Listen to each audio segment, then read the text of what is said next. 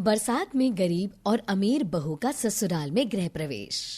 और सुना रानी, तेरी जिंदगी में क्या चल रहा है? जब से तेरा भी रिश्ता हुआ है ऐसा लग रहा है जैसे कि तू बदल सी गई है। मैं बदल गई हूँ? ना यार, मैं कहाँ बदल गई।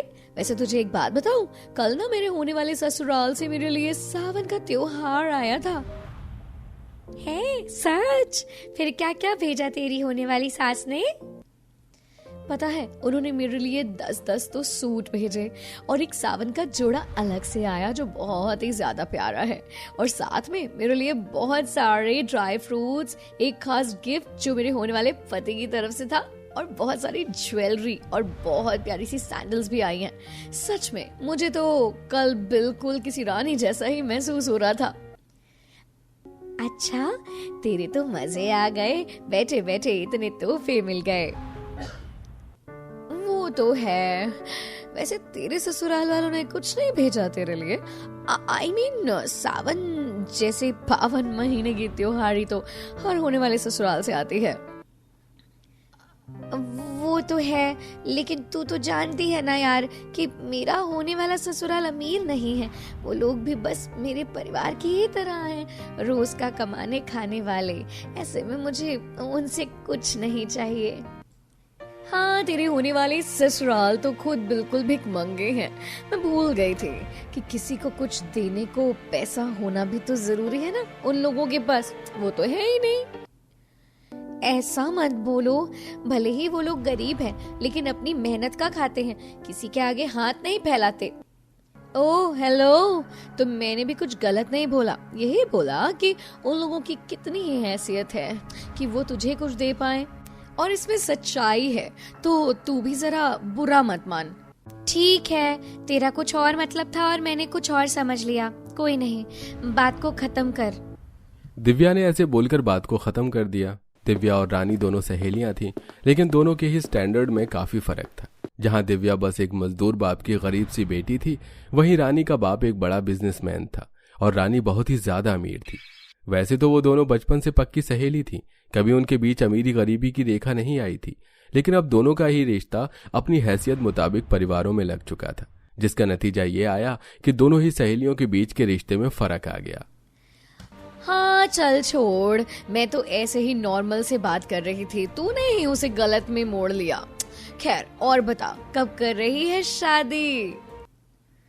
बस अभी आज के ही दिन 1 महीने बाद। Oh really? मेरी भी शादी आज के ही दिन 1 महीने बाद ही है। इसका मतलब हम दोनों को हल्दी मेहंदी साथ साथ लगेगी। सही बोला, क्या किस्मत है हमारी। मैं तो सबसे ज्यादा अपने गृह प्रवेश के लिए एक्साइटेड हूँ। पता नहीं मेरे अमीर ससुराल वाले मेरा गृह प्रवेश कैसे करवाएंगे। इतना तो मैं जानती हूँ कि जरूर मेरे लिए खास इंतजाम होंगे। सभी मेहमान फूल लिए खड़े होंगे और जैसे ही मैं एंट्री करूंगी तो फायरवर्क्स जलेंगे। उसके बाद मुझ पर फूलों की बारिश होगी और फिर मैं एक फूलों के कालीन पर से चलती हुई अपनी सास के पास जाऊंगी, जहाँ पहले वो मेरी आरती करेंगी और उसके बाद मेरा अच्छे से गृह प्रवेश होगा। और फिर मुझे एक सोफे पर बिठा दिया जाएगा, जहाँ पर लोग मेरी मुंह दिखाई की रस्म करेंगे। ओ गॉश, मुझसे तो ये सब सोच कर ही इंतजार नहीं होता। तो बता दिव्या, तेरा कैसा मन है अपनी ससुराल में एंट्री लेने का? वैसे जैसे तू सोचेगी तेरी सास वैसा तो कुछ करेगी नहीं, क्योंकि गरीब जो हैं। मुझे कोई भी इच्छा नहीं है कि मेरा इस तरह से गृह प्रवेश हो। बस नॉर्मल गृह प्रवेश हो जाए सुकून और इज्जत के साथ, इतना ही काफी है मेरे लिए। अगर अपनी हैसियत के हिसाब से ख्वाब देखे जाए ना रानी, तो ठीक होता है, क्योंकि हैसियत से ज्यादा सोची हुई चीजें यूं ही नहीं मिलती, और जब वो ना मिले तो बस दुख देती है। अरे बारिश आ रही है। सही कहा, आ तो रही है। मैं घर से गाड़ी बुलवाती हूँ। मैं नहीं चाहती कि बारिश में भीगकर मैं बीमार हो जाऊँ और अपनी शादी पर सबको कमजोर दिखाई दूँ। रानी ने ऐसे बोलकर अपने घर फोन मिलाया और वो अपने घर की गाड़ी आने का इंतजार करने लगी। कुछ देर बाद गाड़ी आई। इतने में बारिश भी काफी तेज हो चुकी थी और रानी गाड़ी में बैठ गई। मैं जा रही हूँ। ठीक है, ध्यान से जाना। चली गई। क्या करूं, अब मैं भी चल लेती हूँ भीगते हुए ही, क्योंकि मेरे पास तो किसी को बुलाने के लिए कोई फ़ोन वगैरह भी नहीं है और मुझे लेने आएगा भी कौन। दिव्या बेचारी ऐसे ही खुद से ही बोलते हुए बारिश में कॉलेज से अपने घर आने को निकल आई। जरा सी दूर चलते ही दिव्या पूरी तरह से भीग चुकी थी। वो जल्दी जल्दी अपने कदम बढ़ाने लगी और चलते चलते ही उसकी आंखों से आंसू गिरने लगे। वक्त ने सब कुछ बदल डाला। मुझे लगता था कि मेरी सहेली कभी नहीं बदलेगी, लेकिन वो बदल गई। आज वो जिस तरह से मुझे छोड़कर गई उससे साफ जाहिर होता है कि वो बदल चुकी है। वरना आज भी याद है मुझे वो दिन जब ऐसे ही बारिश हो रही थी। दिव्या ऐसे बोलकर अपने बीते हुए दिनों में खो गई। अरे नहीं, बारिश आ रही है, वो भी काफी तेज। अब मैं क्या करूं? कैसे घर जाऊंगी? बाबा को भी नहीं बुला सकती। पागल, जब मैं साथ हूँ तो तू ऐसा क्यों सोच रही है? मैंने अपने बाबा को गाड़ी लाने के लिए बोल दिया है। तू मेरे साथ गाड़ी से चलना। तेरे साथ तेरी गाड़ी में? हाँ, और नहीं तो क्या। नहीं यार, मैं तेरे साथ नहीं जा सकती हूँ। अगर किसी ने देख लिया तो लोग क्या बोलेंगे? तुझे अपनी दोस्त से ज्यादा लोगों के बोलने की पड़ी है। बोलने दे जो भी बोलना है। अगर तू मेरे साथ गाड़ी में नहीं बैठेगी ना तो मैं भी नहीं चाहूंगी। और तूने हमारी दोस्ती को बेकार के लोगों से तोल दिया ना दिव्या, मैं तुझसे बहुत नाराज हूँ। अच्छा बाबा, अच्छा, समझ गई तेरी हर बात। मेरी माँ अब क्या मुझे सुनाती ही रहेगी? तो फिर चल रही है ना तू मेरे साथ गाड़ी में? ये तो फिर चलो। हर रोज अगर 4 बूंद भी गिरती थी ना तो रानी को मुझे अपने साथ लेकर जाने का थोड़ा और बातें बनाने का मौका मिल जाता था। और अब तो वो बिल्कुल किसी अजनबी जैसे बर्ताव करती है। दिव्या बेचारी ऐसे ही सोचते हुए भीगते हुए अपने घर पहुंची। घर जाकर देखा कि उसके माँ बाप परेशान थे। देखिए जी, जरा सी बारिश पड़ी नहीं और हमारे घर में सैलाब आ जाता है। ऐसे में भगवान ना करे हमारी बेटी की शादी में बारिश आ गई तो हम बारातियों को क्या मुंह दिखाएंगे। यही सब सोच सोच कर तो मेरी जान निकलती है। क्यों ले रहे इतनी टेंशन? माँ बाबा, आप लोग मेरी शादी करोड़पति परिवार में नहीं कर रहे हो जिन्होंने ये दिन ना देखे हो। जिस परिवार में मेरा नाम जोड़ने जा रहा है वो भी हमारे ही जैसे तो हैं और सभी गरीब बारिश में दिक्कत को जानते हैं। इतनी क्या टेंशन लेनी? आप दोनों जरा भी ना टेंशन लें, जो होगा अच्छा होगा। ये बात तो एकदम सही बोली मेरी बेटी ने।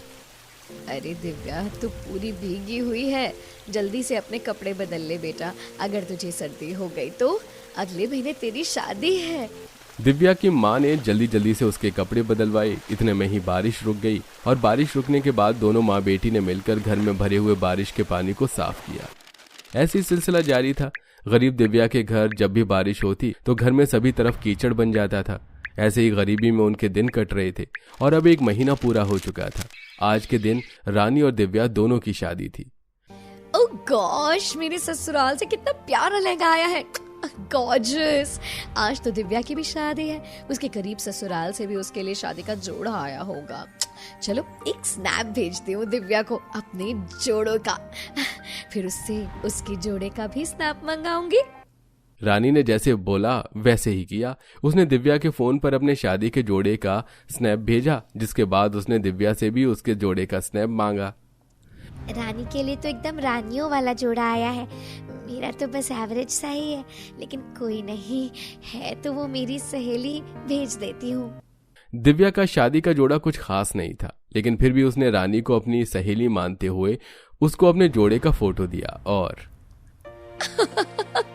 कितना खराब जोड़ा है ये, इसको अपनी शादी पर पहनेगी फिर तो दिव्या एकदम चुड़ैल लगेगी, चुड़ैल। इसको क्या रिप्लाई दूं? नहीं, रिप्लाई नहीं, इसके जोड़े की बेइज्जती तो मैं फोन कॉल पर करूंगी। रानी ने ऐसे बोलकर दिव्या के पास फोन मिलाया। और कैसा लगा मेरा जोड़ा? तेरा जोड़ा? तेरा जोड़ा ना एकदम जोकर जैसा है। ओह गॉश, मेरी तो उसे देखकर हंसी नहीं रुक रही थी। So funny. दिव्या, तू बहुत बदल गई है। तुझे किसी की फीलिंग से कोई मतलब भी नहीं रहा। हाँ, मेरा जोड़ा बहुत बुरा है और सस्ता भी, बिल्कुल ऐसा कि तुम कूड़े पर दे मारो। लेकिन ये मत भूलो कि वो जोड़ा मेरी शादी का जोड़ा है और मेरे लिए वो बहुत ही खास है। समझी? तूने आज जो किया है ना, उसके बाद हमारी दोस्ती रहने का कोई मतलब नहीं बनता। आइंदा कभी मेरे घर का रास्ता ना देखना। यही तो मैं भी बोलती हूँ कि तेरी औकात मुझसे नहीं मिलती, फिर भी अब तो तुझे ससुराल भी गरीब मिलने वाला है, तो जरा मुझसे दूर ही रहना। हाँ, अब हमारा कोई मेल नहीं। रानी की बातें सुनकर दिव्या ने फोन काट दिया। रानी ने दिव्या के खास दिन उसका मूड खराब किया था। कुछ देर तो दिव्या उदास रही, लेकिन फिर सब भूलकर वो अपनी शादी के लिए तैयार हो गई। रानी पूरी बदल गई है। अब वो मेरी दोस्त नहीं, बस एक घमंडी अमीर लड़की है।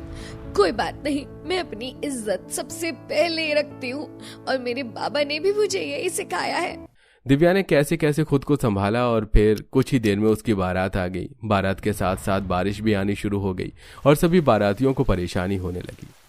भाभी के घर के बिल्कुल हमारे ही घर के जैसे हालात है। बारिश के आते ही देखो पूरा घर कैसे टपक रहा है। अरे भैया, बारिश ने तो सता डाला। किस कदर तेज बारिश हो रही है। जल्दी जल्दी खाओ भैया और फिर बहुरानी को लेकर चलो। वैसे ही रास्ता कच्चा है, ज्यादा देर की तो पूरे रास्ते बाढ़ आ जाएगी। वो तो आपने सही बोला काकी। ठीक है, आप सभी खाना खाइए, मैं भाभी के पास जाती हूँ।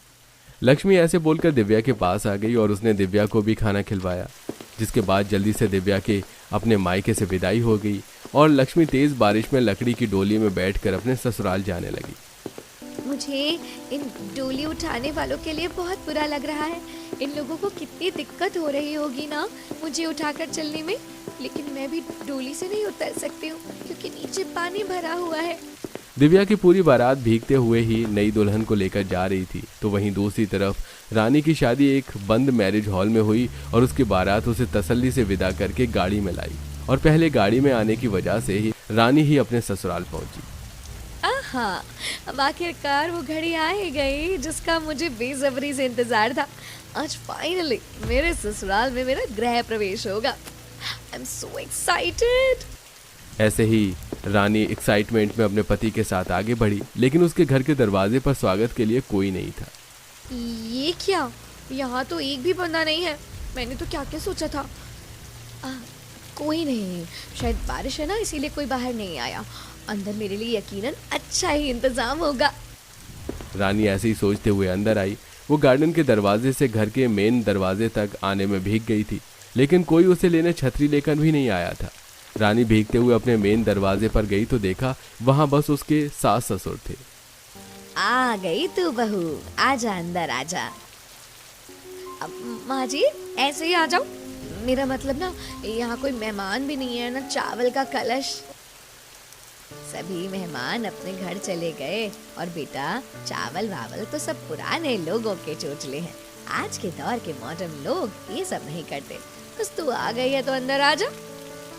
ओह, बड़ी नींद आ रही है। सोहन बेटा, बहू को कमरे में ले जा, आराम कर ले ये भी। रानी ने जैसे बोला था उसका गृह प्रवेश जरा भी वैसे नहीं हुआ। वो बस अपने ससुराल आई और अपने कमरे में चली गई। उसका मूड बहुत खराब था। वो अपने कमरे की खिड़की पर बैठी हुई थी कि तभी उसे अपने सामने वाले घर में भी एक बारात आती हुई दिखाई दी। अरे, इस छोटे से घर में भी कोई शादी हुई है क्या? अरे ये तो। रानी उस घर के दुल्हन को देखकर चौंक गई, क्योंकि दुल्हन कोई और नहीं बल्कि दिव्या थी। तो ये है दिव्या का परिवार, बिल्कुल मेरे घर के सामने। देखती हूँ इसका गृह प्रवेश कैसे होगा। रानी अपनी खिड़की से दिव्या को देखने लगी, तो वहीं दूसरी तरफ। भाभी, आप भीग रहे हो, इसके अंदर आ जाओ। लाओ अपना हाथ मुझे दे दो।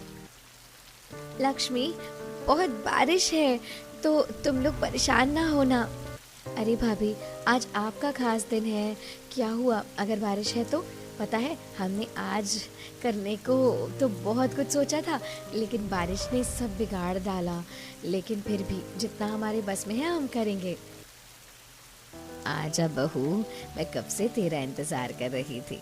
नजर ना लगे कितनी सुंदर बहू है मेरी, एकदम रानी जैसी।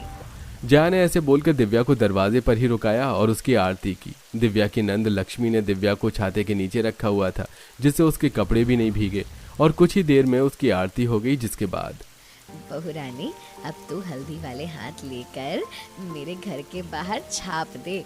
नई बहू के हाथ की छाप ससुराल में बड़ी खुशियां लाती है। जया की बात सुनकर दिव्या ने अपने ससुराल की दीवार पर अपने हाथों की भी छाप लगाई, जिसके बाद जया ने छोटे से कलश को चावलों से भरकर उसे अपने दरवाजे पर रखा और दिव्या के पांव से कलश गिरवाते हुए महावरी में उसके पैर डलवाए। वाह, मेरी बहू कितनी अच्छी है। बहू रानी, अब इन महावरी वाले पाँव से तू मेरे घर में अपने पैर के निशान छोड़ दे। जया के बोलने पर दिव्या ने अपनी ससुराल में भी अपने पांव के निशान छोड़े, जिसके बाद उसकी गृह प्रवेश की रस्म पूरी हुई। मेरी सास ने कितने अच्छे से मेरा गृह प्रवेश करवाया। मैंने तो ऐसा सोचा भी नहीं था। बारिश में भी इन्होंने मेरे गृह प्रवेश में कोई कमी नहीं छोड़ी। सच में मुझे बहुत ही अच्छा ससुराल मिला है। अरे बहू रानी, क्या सोच रही हो? कुछ भी तो नहीं बाबा, आज के दिन के लिए तो मैं बहुत ही ज्यादा खुश हूँ। दिव्या को अपने गृह प्रवेश पर काफी ज्यादा खुशी हुई, तो वहीं दूसरी तरफ खिड़की में बैठी रानी ने यह सारा मंजर देखा था। दिव्या को गरीब ससुराल मिला है, लेकिन फिर भी इसके ससुराल में सभी कितनी फिक्र कर रहे थे इसकी। देखने से लग रहा था कि घर में नई बहू आई है, जबकि मेरी सास तो अंगड़ाइयां लेने से ही फुर्सत नहीं उसे। क्या अजीब सास है मेरी। मुझे लगता है कि मुझे अमीर घर तो मिल गया, लेकिन शायद परिवार नहीं मिल पाया। मैं तो क्या कुछ नहीं बोल रही थी दिव्या से शादी से पहले, लेकिन अगर मेरे परिवार वाले अच्छे नहीं हुए तो मैं सामने के सामने इसे क्या मुंह दिखाऊंगी। रानी को अब थोड़ा थोड़ा अपनी गलती का एहसास हो रहा था, लेकिन फिर उसने ज्यादा नहीं सोचा और वो खिड़की से हट गई। वहीं दूसरी तरफ बारिश भी रुक गई। और माँ, घर के अंदर से पानी कैसे साफ होगा? आप मुझे बता दो, मैं कर दूंगी। नहीं बहू, अभी तो तुझे आए हुए कुछ घंटे भी नहीं हुए हैं और तू अभी से ही कामों में हाथ डालना चाहती है। काम तो सारी जिंदगी का ही है, तू इसकी टेंशन मत ले। तू आराम कर, तू हमारी नई नवेली बहू है। तो क्या हो गया बाबा, अब तो मैं इसी घर का हिस्सा हूँ ना। बहू नहीं, बेटी हूँ आपकी। चलिए अब बताइए कि यहाँ से पानी कैसे साफ होगा? आप लोग भी तो शादी की तैयारियों में थक गए होंगे ना। दिव्या ने ऐसे ही मीठी मीठी बातों से अपने बड़ों का पहले ही दिन दिल जीत लिया था। ऐसे ही धीरे धीरे कई दिन बीत गए और दोनों ही सहेलियों को अपने ससुराल आए अब 1 हफ्ता हो चुका था। इस 1 हफ्ते में दिव्या भी ये जान गई थी कि सामने वाले घर में रानी ब्याही है, लेकिन वो उससे मिलने नहीं गई। दोनों सहेलियां बिल्कुल अजनबी सी हो चुकी थी। ऐसे ही आज के दिन। सासू माँ, आपने ब्रेकफास्ट कर लिया क्या? अगर नहीं किया है तो मैं बना देती हूँ। चलिए साथ साथ ब्रेकफास्ट करेंगे। नहीं, मैं ब्रेकफास्ट थोड़ा लेट करूंगी क्योंकि अभी अभी मैंने सोक्ड नट्स खाए हैं और मैं ब्रेकफास्ट अपने कमरे में ही करती हूँ, तो इसी वजह से तुम ब्रेकफास्ट कर लो। अच्छा। रानी ने अपनी सास की बात को सुनकर सिर्फ अपने लिए ही नाश्ता बना लिया और वो उसे लेकर अपनी खिड़की पर आ गई, जहां बैठकर वो बाहर का नजारा देखने लगी कि तभी उसे दिव्या अपने गरीब ससुराल वालों के साथ खुले आंगन में बैठी हुई दिखाई दी। वाह माँ जी, आप तो पकौड़े बहुत ही ज्यादा स्वादिष्ट बनाती हो। बोला था ना मैंने दिव्या कि मेरी माँ के हाथ के पकौड़े बहुत ही ज्यादा अच्छे होते हैं। भाभी, ये लो, आप मेरे हाथ की कड़क चाय लो और इनके साथ पकौड़े एंजॉय करो। बहू, जरा पकौड़े के साथ मुझे चटनी भी दे। सारा ही परिवार ऐसे ही परिवार की तरह बारिश के मौसम में चाय और पकौड़े एंजॉय कर रहा था। ये सारा मंजर देखकर रानी की आंखों में आंसू आ गए। तो इसे बोलते हैं परिवार। रानी, तू तो पागल थी जो बस पैसे के लालच में आकर खुश हो रही थी। मैं ये तो भूल ही गई थी कि पैसे का वहाँ कोई मोल नहीं जहाँ प्यार ना हो। मेरे पास दिव्या से बड़ा घर है, गाड़ी है, नाम है, लेकिन इसकी तरह मेरी जिंदगी में प्यार और खुशियाँ नहीं है। मैंने कब कब दिव्या का मजाक नहीं बनाया, लेकिन आज मुझे अपने ऊपर ही गुस्सा आ रहा है। मैंने अपने पैसे के घमंड में आकर अपनी पानी सी साफ दोस्त को खो दिया। आज मुझे अपने ऊपर बहुत शर्मिंदगी हो रही है, लेकिन कहते हैं ना कि जो बोया उसे काटना पड़ेगा। अब मैं चाह करके भी अपनी सहेली वापस नहीं ला सकती हूँ और नहीं अपनी जिंदगी की खुशियाँ। रानी को अब एहसास हो रहा था कि उसने कितना गलत किया था, लेकिन अब वो कुछ नहीं कर सकती थी। एक तरफ रानी को पैसा मिला तो दिव्या को गरीबी में भी जिंदगी मिल गई। दिव्या अपने परिवार के साथ हंसी खुशी रहती थी, तो वहीं रानी ने जो किया था उसे उसी के हिसाब की जिंदगी मिल रही थी। इसलिए तो कहते हैं दोस्तों कि कभी भी अपनी अमीरी का घमंड नहीं करना चाहिए। वक्त हर किसी को आईना दिखा ही देता है।